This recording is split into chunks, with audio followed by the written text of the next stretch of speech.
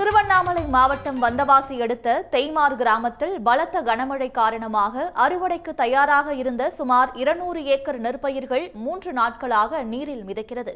கூடுதல் விவரங்களுடன் செய்தியாளர் ராஜசேகர் இணைப்பில் இருக்கிற ராஜசேகர், பயிர் பாதிப்பு தொடர்பாக விவசாயிகள் என்ன சொல்றாங்க, விவரங்கள் என்ன?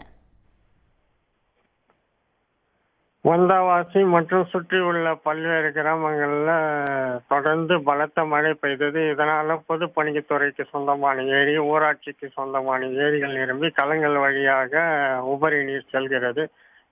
பல்வேறு கிராமங்கள்ல வந்து அந்த கால்வாய் நீர்வரத்து கால்வாய் வந்து அடைப்பு காரணமாக அந்த களங்கள் வழியாக வரும் நீரானது வந்து விவசாய நிலங்களுக்கு செல்கிறது.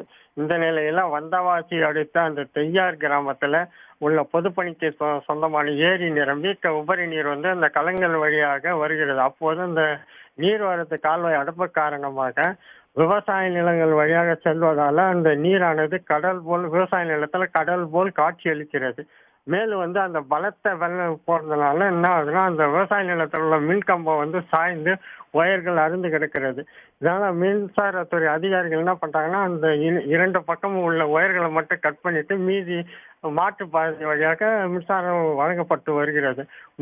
அந்த தண்ணி வடிஞ்சால் மட்டும்தான் அந்த கம்பத்தை சரி செய்ய முடியும் என்று மின்சாரத்துறை அதிகாரிகள் தெரிவிக்கின்றனர். மேலும் வந்து இந்த விவசாய நிலங்கள் வழியாக வர தண்ணீர் என்ன ஆகுதுன்னா, அப்படியே தேங்கி இருக்கிறதுனால 3 நாட்களாக விவசாய நிலத்திலே தேங்கி உள்ளது. இதனால நெல் பயிர்கள், கரும்புகள், அறுவடைக்கு தயார் இந்த நெற்பயிர்கள் வந்து நீரில் 3 நாட்கள் மிதக்கிறது. இந்த மிதக்கிறதுனால அறுவடைக்கு தயாராக இருந்த நெற்பயிர்கள் என்ன ஆகுதுன்னா அழுகி நெல் நாற்றாக விவசாய நிலத்திலே முளைத்து காணப்படுகிறது. இதனால வந்து விவசாயிகள் மிகவும் வேதனை அடைந்துள்ள விவசாயிகள் அந்த பகுதியில் உள்ள விவசாயிகள் என்ன கூறுகிறாங்க, நாங்கள் 1 ஏக்கருக்கு 40,000 முதல் 50,000 ரூபாய் வரை செலவு செய்கிறோம்.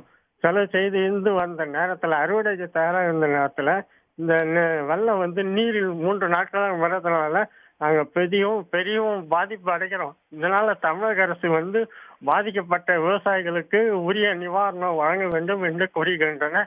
மேலும் வந்து என்ன பண்றாங்கன்னா, வேளாண் துறை அதிகாரிகள் ஒரு சில இடத்துக்கு சென்று கூட எவ்வளவு பாதிப்பாகிறது என்று கூட வெள்ளம் அதிகமா போறதுனால எவ்வளவு பாதிப்பாகிறது என்று கூட இன்னும் கணக்கீடு செய்ய முடியல அப்படின்னு கூறுகிறார்கள்.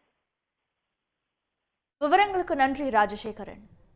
உடனுக்குடன் செய்திகளை தெரிந்து கொள்ள சன் நியூஸ் பெல் ஐகானை கிளிக் பண்ணுங்க.